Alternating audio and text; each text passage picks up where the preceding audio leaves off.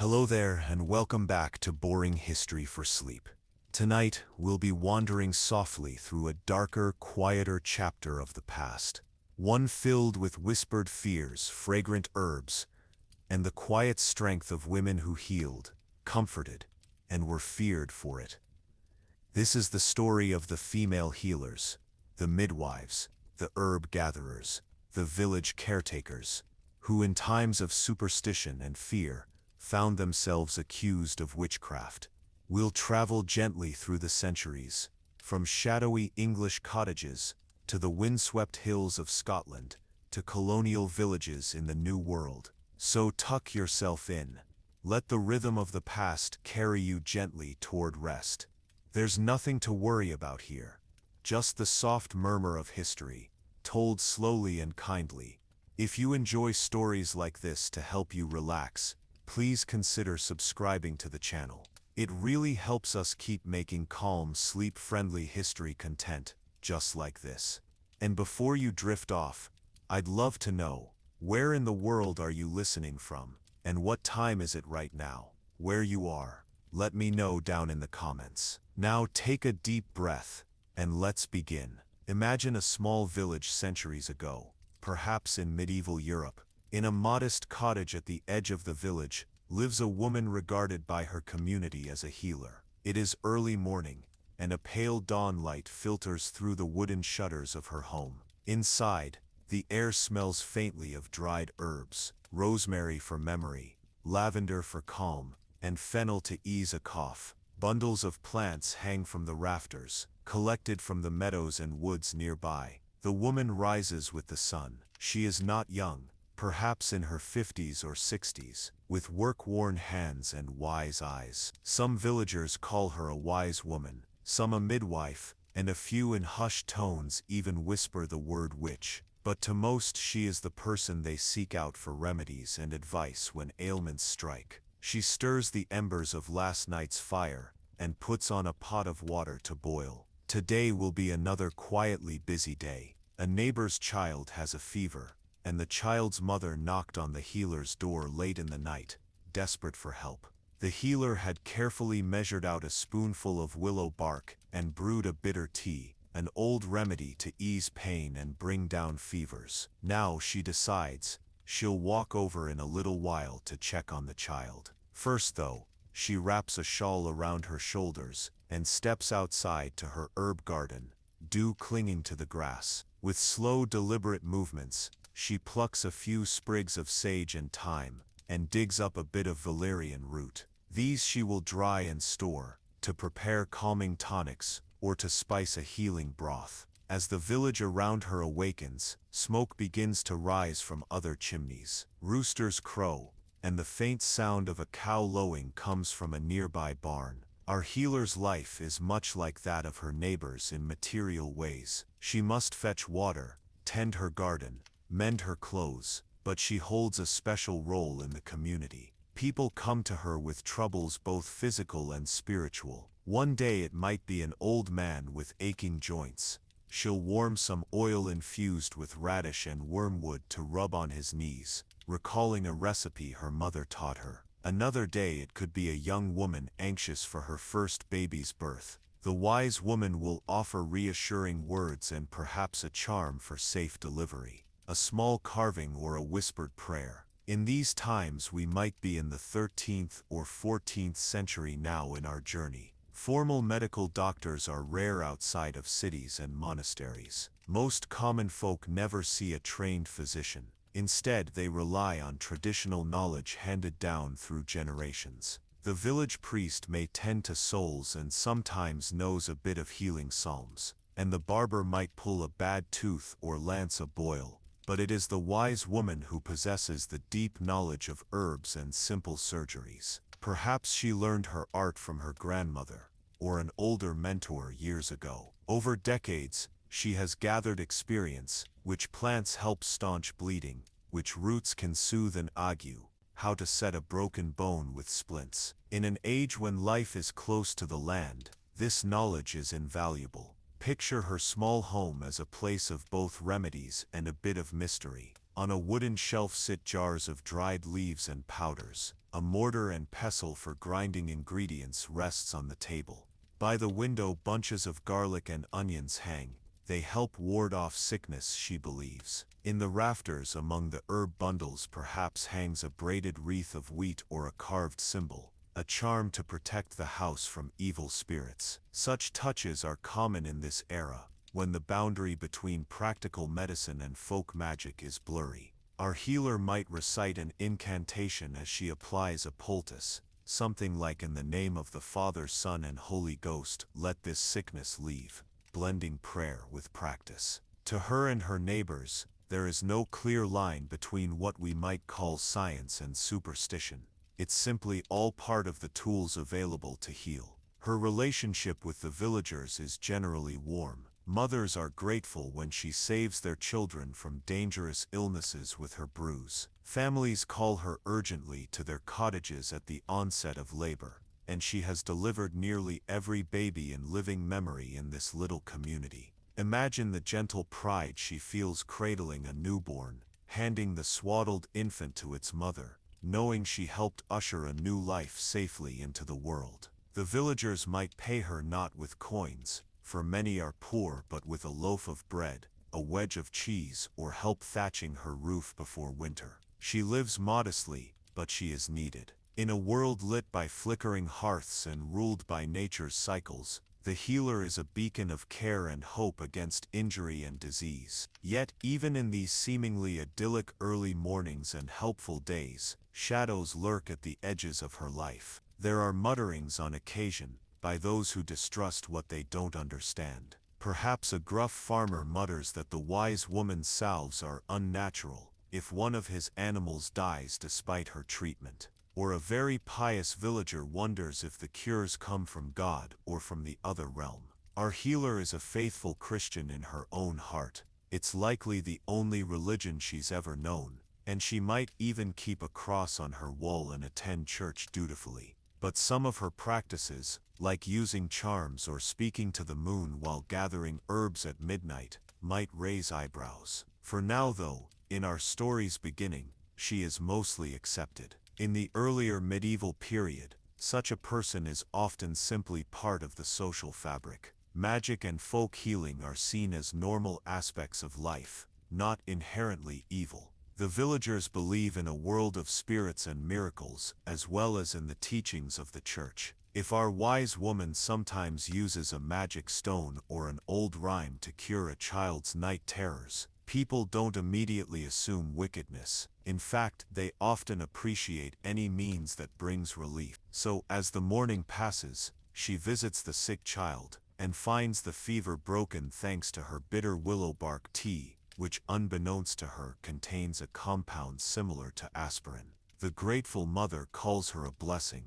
By afternoon, the healer is kneeling in the dirt of a neighbor's field, helping a cow struggling to give birth. Yes, her skills extend to livestock at times. With calm expertise, she saves the calf and the mother cow. That farmer, who had been skeptical of her, now murmurs a thanks and sends her home with a basket of eggs. She may also be called upon to provide comfort that is more mysterious. Perhaps another woman in the village has been suffering from unexplained pains that doctors, if one could ever be afforded or fetched, cannot remedy. The wise woman might suspect it's an emotional wound or stress, which in those days could be described as a curse or a malevolent influence. So she quietly gathers the afflicted woman and her family at the hearth one evening and performs a simple ritual, burning certain herbs that produce fragrant smoke, perhaps juniper or sage, and having the woman inhale the fumes while the healer chants a protective prayer. The family watches in silence as sparks dance,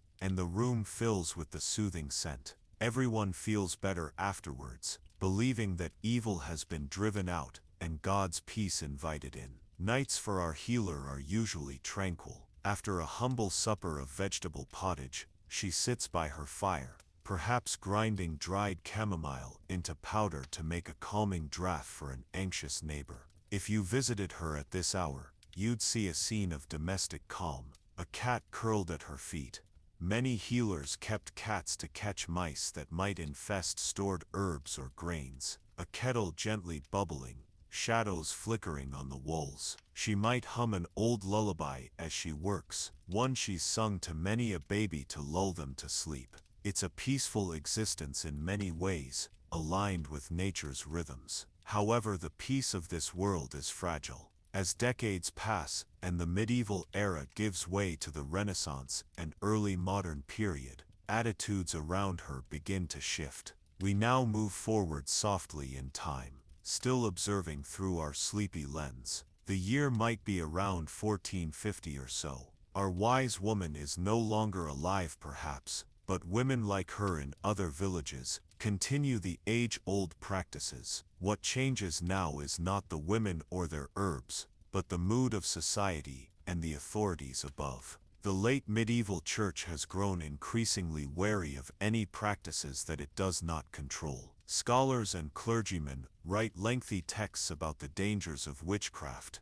and unlike earlier centuries, they now insist that anyone who works magic, even healing magic, might be in league with Satan. Once upon a time, a local priest may have tolerated or even respected a healer woman, perhaps thinking her gifts were God-given or just natural. But in the 15th century, influential voices are convincing people that witches hide everywhere. These witches, they say, worship the devil in secret gatherings, cast spells to harm others, and must be rooted out. Unfortunately, the image of the witch that takes hold is often that of an older woman, living on the fringes of society, knowledgeable in herbs and charms. In other words, someone not unlike our village healer. Imagine a slow creeping fear, spreading in the minds of common folk, a fear that someone they know might secretly be causing their cow's milk to dry up, or their child's illness,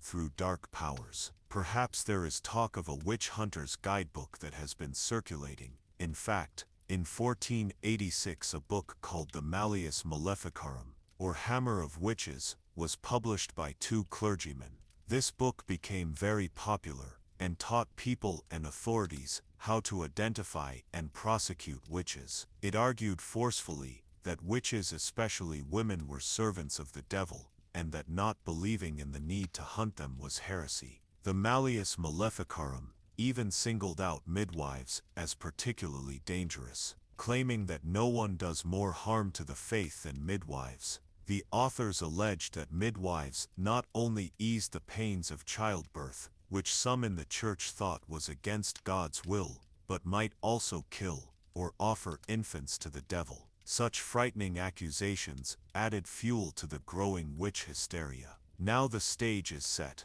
By the early 1500s and into the 1600s, Europe enters a period of intense witch hunts. These are the years we often call the witch craze. In small towns and big cities alike, whispers of witchcraft can turn into formal charges. The wise women and healers, once quietly respected, find themselves under suspicion more and more frequently. Many of these women were simply too successful or too independent for the comfort of the male-dominated authorities. Imagine a female healer who cures an illness that a learned male physician could not, to an insecure doctor or a zealous priest. This might appear as if she had help from the devil, since how else could an uneducated woman know more than a university-trained man? In some cases, there were indeed instances where licensed male doctors or surgeons accused local wise women of witchcraft to remove competition.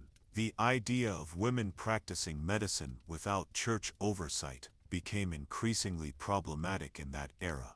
The social dynamics around these accusations were complex, but we can gently unravel them. Typically, the women targeted were those who stood out in some way. Often they were older widowed or single women who lived alone or depended on neighbors for charity. Perhaps they were a bit outspoken or simply had no family to defend them. Many were healers or midwives. Others were simply poor beggars, but all shared the misfortune of being vulnerable, easy to blame when trouble struck. It often started with some misfortune looking for a culprit. A farmer's cow falls sick, a baby is stillborn, a storm destroys a crop, things that might happen naturally. but fearful villagers recall that the local healer or lonely widow had spoken harshly to someone, or was seen muttering to herself. Old grievances resurface. Didn't that woman scold her neighbor last month? And now the neighbor's child took ill.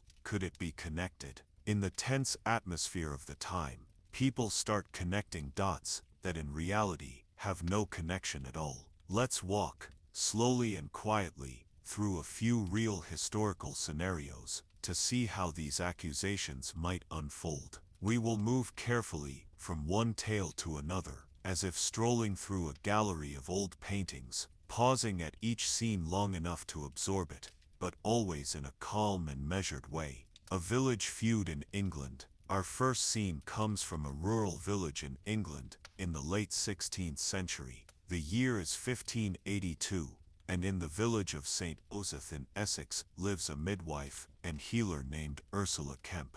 Picture Ursula as a woman in her late 50s. She's a mother. In fact, she has a young son around 8 years old, and she's known in the village for her ability to heal the sick. Like the wise woman we imagined earlier, Ursula uses herbs and perhaps certain prayers or incantations to help her neighbors. People have come to her for years for help with ailments, but human relationships are never simple, and Ursula has had some quarrels with her neighbors. One neighbor in particular, a woman named Grace, had been friendly with Ursula for a time. Grace had a little boy who fell ill, and she asked Ursula to heal him. Ursula did what she could, using her folk remedies, and maybe murmuring some reassuring spell, and the boy got better. One could imagine Grace was thankful at first. Encouraged by this success, Ursula perhaps hoped to continue helping the family. At one point, she asked if she could serve as a nursemaid for Grace's infant daughter, baby Joan, to help the mother. But here things turned sour. Grace, for reasons of her own, refused Ursula's offer. Perhaps Grace didn't fully trust Ursula, or she had heard those faint whispers that sometimes surround women with unusual skills. The two women argued. Hurt by the rejection, Ursula likely left in anger. Not long after, an accident struck Grace's household. Baby Joan, the infant, tragically fell from her cradle one day and died from the fall. This was a heartbreaking misfortune, the kind that was sadly all too common in those days. But grief and shock can cause people to search desperately for someone to blame. Grace remembered her argument with Ursula, and perhaps wondered, in her pain, if Ursula had anything to do with this tragedy. Soon gossip started swirling in the village. Did you hear? That wise woman Ursula had a fight with Grace, and then Grace's baby died suddenly. Could Ursula have bewitched the child? In the fearful logic of the time, if a supposed witch was angry or felt slighted, people believed she might cast a curse in revenge. For a while, these are just whispers. Ursula continues her life, maybe unaware that some neighbors are eyeing her with new suspicion. She still tends to those who will have her. Grace herself, ironically, goes to Ursula again despite everything. This time Grace suffers from a painful stiff leg. We might guess arthritis. Ursula gives what aid she can, and Grace did feel some relief. But when Grace refused to pay the small fee, Ursula asked for her services, claiming she couldn't afford it. Another argument flared between them. Ursula probably felt used and insulted. Grace felt annoyed or guilty. Later, when Grace's lameness returned, she angrily concluded that Ursula must have caused the ailment to come back, since it only returned after their quarrel about payment. The earlier suspicion about the baby's death now seemed more convincing to Grace. In her mind, Ursula was deliberately harming her. Grace wasn't the only one turning against Ursula. Another neighbor woman, Alice, had a story. She said that once Ursula asked to borrow some household supplies, maybe some soap or needle and thread. The records mention cleaning materials, and Alice refused.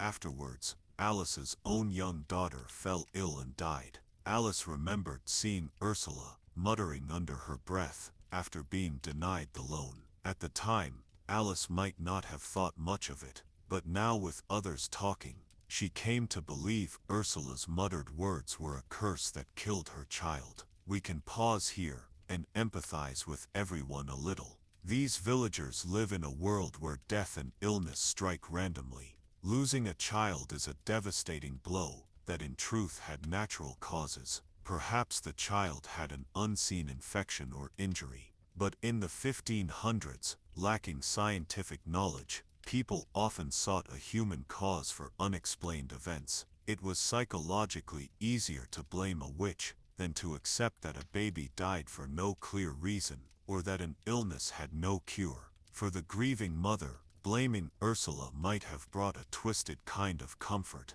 It gave her anger somewhere to go. Soon enough, these suspicions coalesced into an official accusation.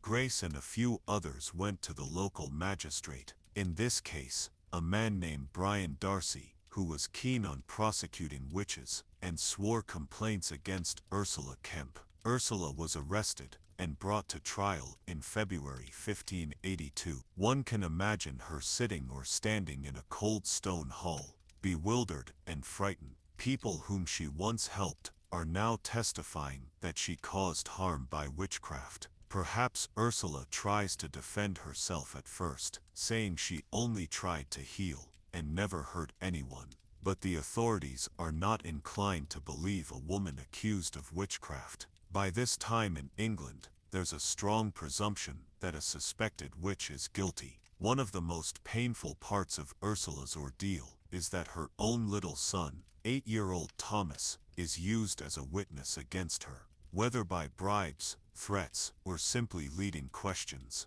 the investigators get the boy to talk about his mother's supposed magical practices. Thomas, likely confused and scared, mentions that he has seen his mother keep some curious animals around. In fact, Ursula had a pet cat, a toad in the garden, perhaps even a little lamb she nursed, all normal enough in a rural home. But under pressure, these become Ursula's familiars, evil spirit companions in animal form, as the witch hunters believed. The boy is reported to have named them, a black cat called Jack, a toad named Piggin, and so on. He said his mother fed these creatures with a special cake, and even with her blood, to bind them to her service. We can imagine Ursula's anguish hearing her child say these things, perhaps coached or coaxed by the judges. She might protest that it's just a pet cat she kept to catch mice, but her voice would be drowned out by the gasps of the court at these diabolic details. Under the weight of accusations, and likely some form of intimidation or minor torture, while English law officially forbade torture, some interrogators used tactics like sleep deprivation or isolation. Ursula eventually confesses to certain things. Perhaps they promised her mercy if she told the truth, a common ruse. She confesses in private to the magistrate Darcy that yes, she had these familiars and had sent them to hurt people. One to climb into little Joan's cradle and break her neck, another to plague Grace with pain. It's a dreadful script that the authorities wanted to hear, and once Ursula says it, it seals her fate. Her supposed confession only confirms everyone's worst fears and fuels the hysteria. What started as one woman's accusation spirals. Ursula, in turn, perhaps under orders, names other women as witches during her confession. Soon a dozen or more villagers, some likely healers or simply friends of Ursula, are swept up and put on trial as part of a supposed witch network. In Ursula's case, when the trial concludes, she and another woman are found guilty of witchcraft and sentenced to death. In early 1582, Ursula Kemp is taken to the gallows and hanged, her life cut short violently. The village that once looked to her for healing now watches her execution in grim silence, or perhaps with a morbid sense of relief that a witch has been purged. But in truth, the community has lost a skilled midwife and caregiver. The remaining wise women, if any, surely feel a chill wind of fear. They realize it is perilous now to practice their arts openly. We recount Ursula's story, not to stir anger or sadness, but in a soft, reflective way, to understand how these things happened. Picture the empty cottage she left behind, herbs hanging untouched, the mortar and pestle collecting dust, a cat that no one will feed anymore. It's a melancholy scene, but let's linger just a moment in respect, then move on. The story of Ursula Kemp was just one of many in England and beyond. We step away from that village now, letting the image fade into the twilight, fade into the twilight, fade into the twilight, fade into... As pragmatic as the Romans were, on matters of superstition, they could be very elaborate. They codified days of omens called dies atiari, black days, which were unlucky anniversaries of calamities. After the defeat at Cannae, a horrific loss to Hannibal, on August 2nd, 216 BCE, some Romans noted that date as jinxed for years to come. Conversely, dies albi white days were favorable anniversaries. Emperors employed court astrologers to choose propitious times for coronations or military campaigns.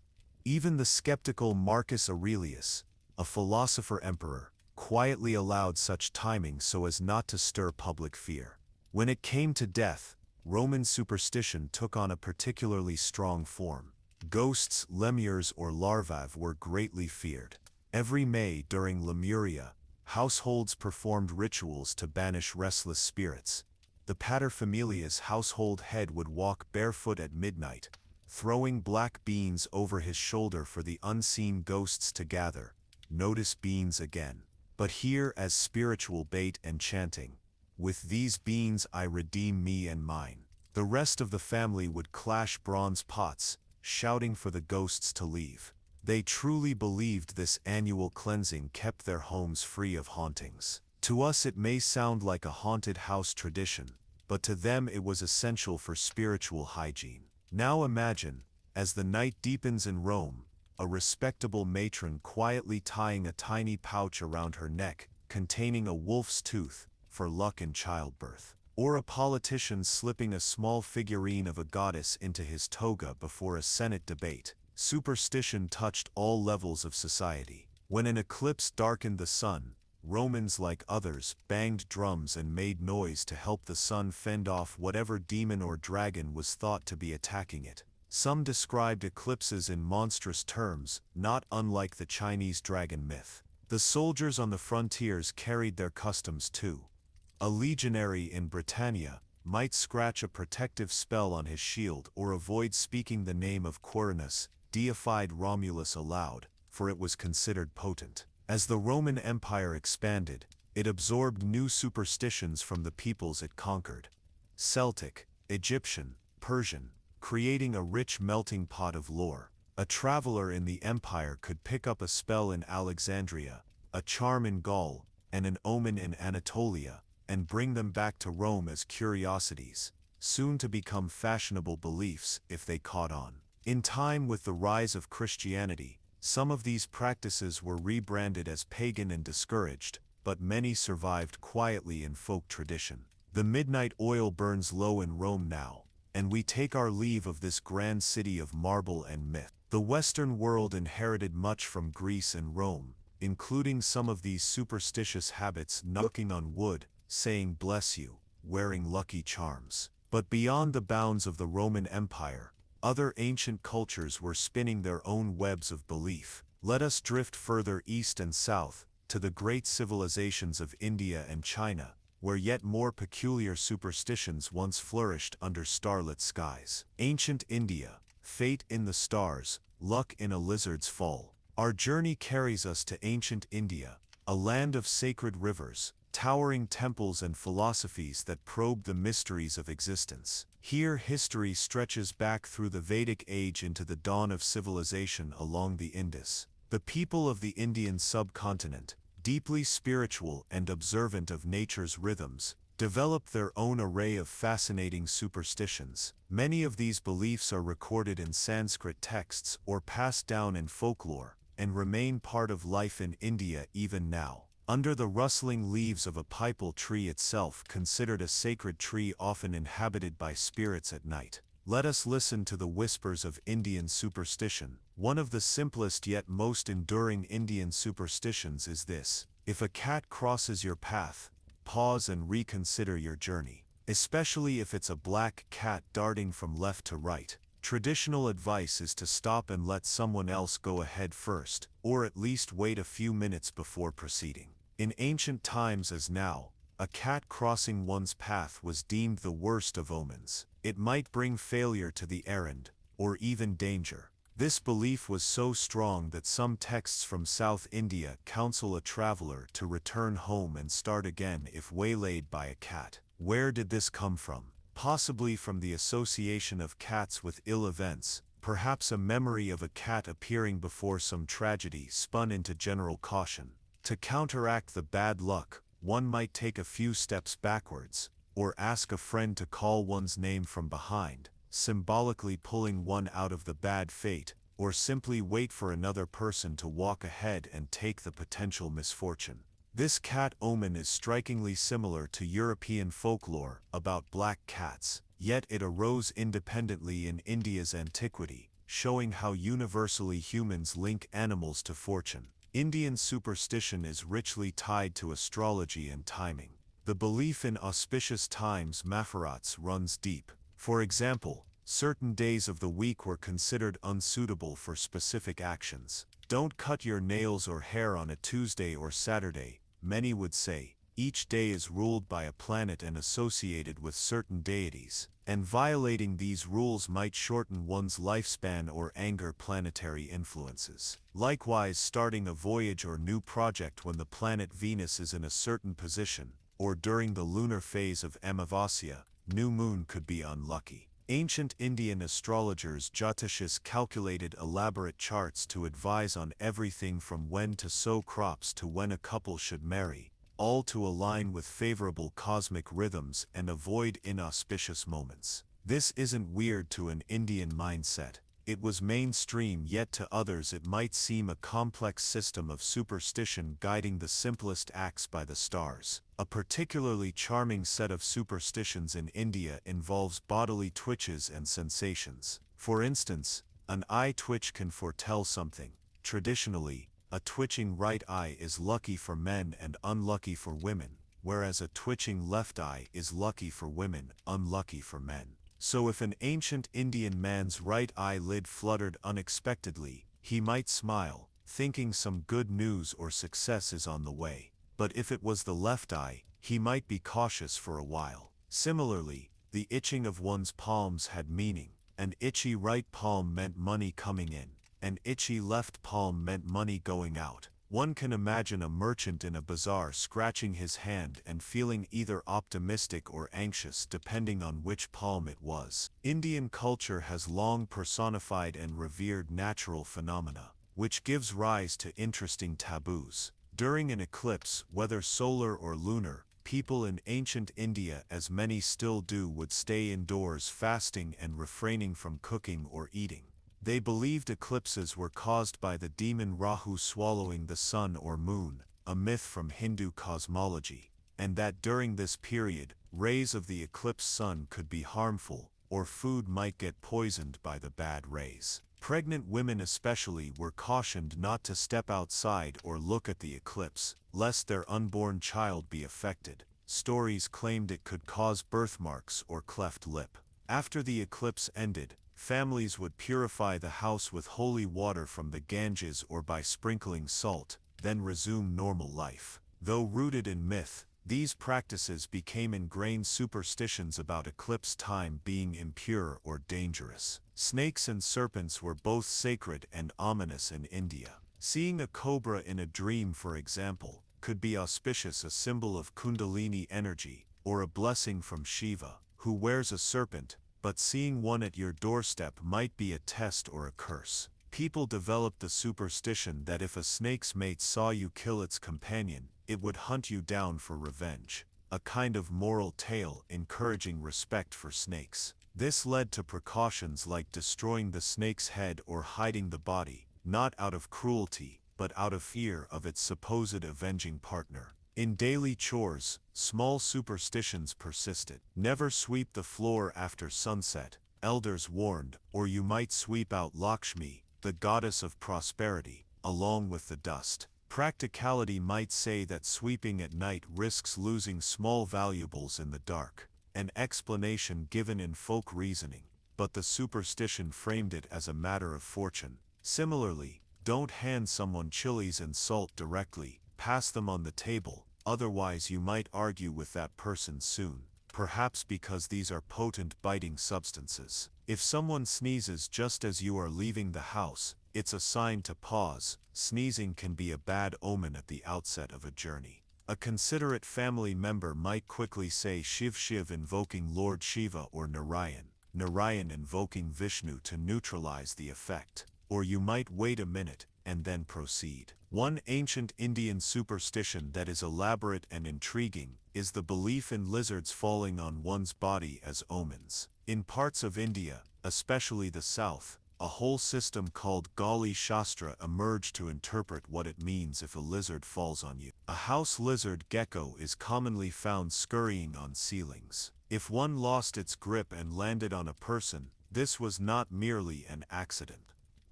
The omen was analyzed by where it touched you and whether it was a male or female lizard. For example, if a lizard fell on a man's right shoulder, it might indicate a forthcoming promotion or success, but on the left shoulder, perhaps loss or trouble. If it fell on the head, that could signify a gain of wealth or a ceremonial honor. On the forehead, interestingly, it was often interpreted as a very auspicious sign of long life or victory. Conversely, a lizard falling on certain spots, like lower lip or feet, could portend bad luck or health issues, unless remedied with prayers or ritual. So ingrained was this belief that medieval Hindu almanacs included charts of lizard omens. While it may sound comical, imagining someone leaping up because a tiny lizard dropped on their lap, and then rushing to consult an astrologer about its meaning, it was a serious business to those believers. In fact, families sometimes uttered a quick prayer when they heard the tikska chirp of a lizard, using it as confirmation or warning. For instance,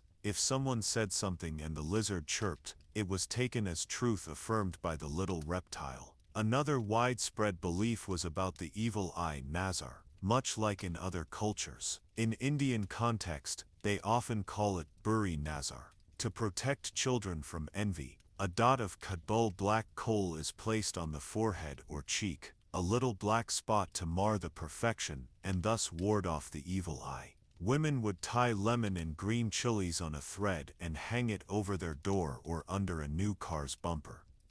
This Nimbu Murchi charm was thought to absorb or distract evil glances with its bright, strong presence, so that misfortune would fall on the sour lemon and hot chilies, instead of the household or vehicle. This practice, believed to date back to ancient times, with some linking it to offerings for the goddess of misfortune, Lakshmi, is still widely seen across India. When it came to health, traditional Indian lore had a curious mix of rational herbal medicine, Ayurveda, and superstition. For example, during an epidemic or if a child was sick, mothers might tie an amulet called a tawit, often containing verses or a mantra, around the child's neck or arm.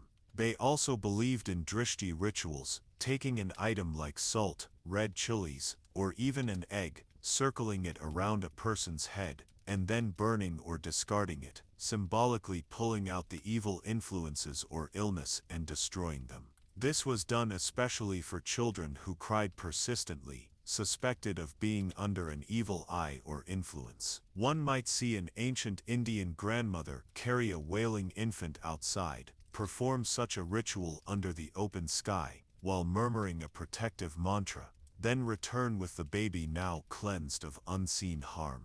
Indian superstition also prescribes omens for future events. Hiccups out of the blue, someone must be remembering or thinking about you at that moment. A sweet thought turns superstition, similar to ears burning for gossip. Crows cawing on your roof early in the morning. Expect guests or news that day. Crows were messengers, often associated with ancestors. In the epic Ramayana, a scene where the hero Rama observes crows and other birds sets a precedent that cawing crows mean visitors. Thus households might prepare for company if crows made a ruckus outside. Conversely, an owl hooting near the house at night was ominous, possibly heralding bad luck or even death, since owls are associated with the goddess of death and the night. Some superstitions aim to cultivate good habits or morals under the guise of cosmic consequence. For example, don't lie down right after a meal, or you'll turn into a snake in your next life, went one admonition.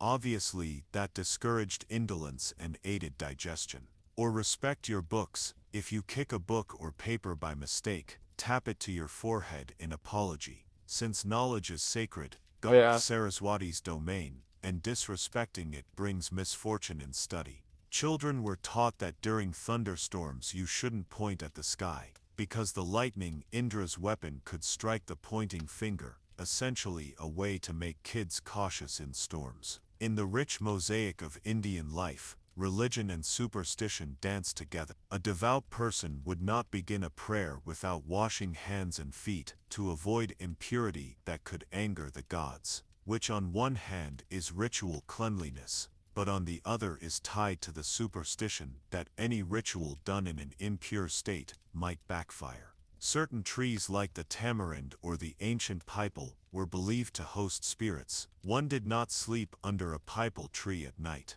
not only because it emits carbon dioxide in darkness, a scientific reason discovered later, but also because ghosts wander around it after midnight, according to lore. As the night breeze carries the scent of jasmine through an Indian village, an elder might still be quietly reciting a protective verse before sleep, or leaving a lamp lit to ward off darkness's spirits. The ancient superstitions of India show a deep desire to coexist with unseen forces harmoniously, appeasing what might be angry, encouraging what might be benevolent, and staying alert to subtle signs in the environment. Now, leaving the Indian subcontinent, we turn our gaze to the Far East, to ancient China, where a different yet equally intriguing set of beliefs once guided emperors and peasants alike, under the watchful eyes of their ancestors, and the dance of dragons in the sky. Ancient China, of dragons and mirrors, auspicious and inauspicious. We arrive in ancient China, a world of walled cities, serene rice paddies, and incense-filled temples. From the oracle bone divinations of the Shang dynasty, over 3,000 years ago, to the refined court rituals of the Han emperors, the Chinese developed a sophisticated system of omens, geomancy, and folk beliefs. The night air in old China might carry the distant sound of a gong, or the crackle of firecrackers, sounds often used to influence unseen spirits. Chinese superstition is a vast tapestry, with threads of Taoist, Buddhist and folk beliefs woven together. Let's gently explore some of its most curious patterns. One cannot speak of Chinese superstition without mentioning the dragon, that benevolent yet powerful creature of myth. Unlike in Western lore, the dragon in China is largely auspicious, a symbol of imperial authority and natural bounty.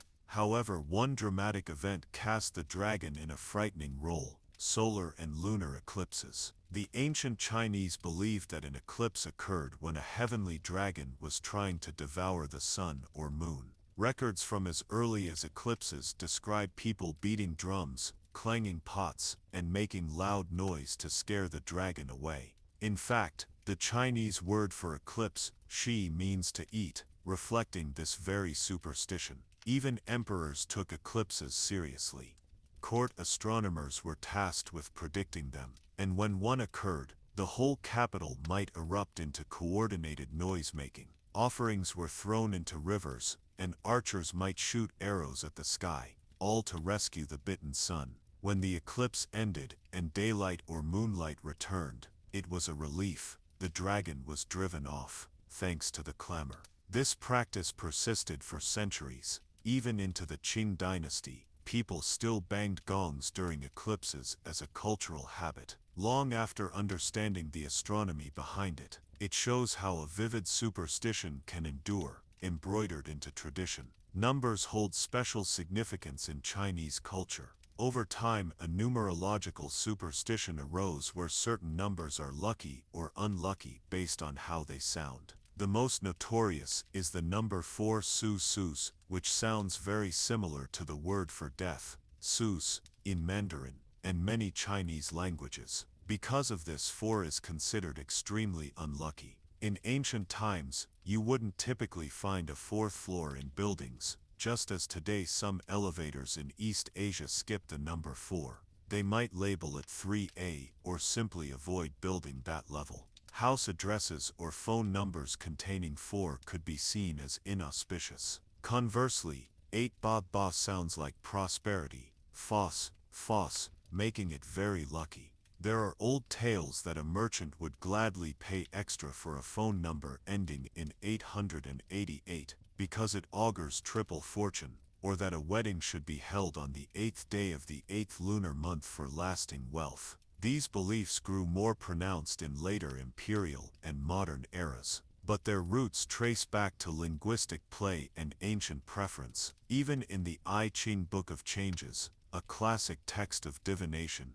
combinations of broken and unbroken lines, yin and yang, are expressed in binary, which can be likened to 0/1 or indirectly to even odd numbers, giving a mystical bent to numbers. Another deep-seated Chinese practice is feng shui, literally, wind water, the art of placement and orientation to harmonize with natural energy, qi. While much of feng shui is a complex system and not mere superstition, it has given rise to many everyday beliefs. For example, don't sleep with your feet pointing toward the door, because that position resembles how the deceased are carried out feet first, and is considered inviting death or bad luck. Mirrors should not face the bed either, superstition says, because a soul is vulnerable during sleep, and might get startled or stolen by its reflection. There's also a notion that if you wake in the middle of the night and see yourself in a mirror, you might not recognize the groggy face as your own,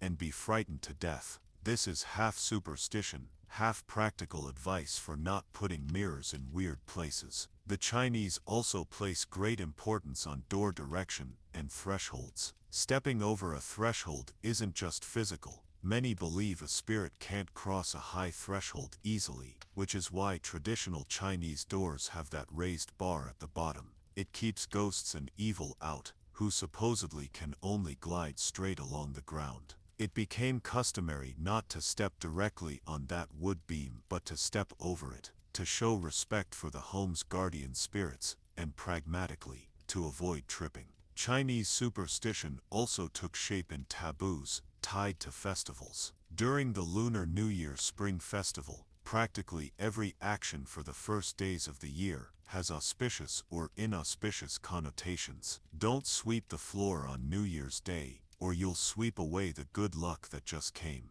Don't break any dishes, or it foretells a break in family unity or fortune. If you do accidentally break something, you quickly utter Sozu Pinans, meaning peace every year, as a homophonic remedy, since Suzu Pinans, break, sounds like Su's, year, and the phrase turns it into a blessing. Avoid using knives or scissors on that day as well, since you don't want to cut the luck. These are playful yet earnest observances that originated long ago, some say, as far back as the Zhou dynasty. The idea was to start the year on the right foot, so that the pattern of good luck would carry through. The Chinese were keen observers of the heavens and earth, and their superstition often reads like early science mixed with fantasy. Earthquakes were thought to be provoked by unhappy dragons under the Earth's surface. In the Han court, a seismologist named Zheng Heng even invented a device to detect quakes,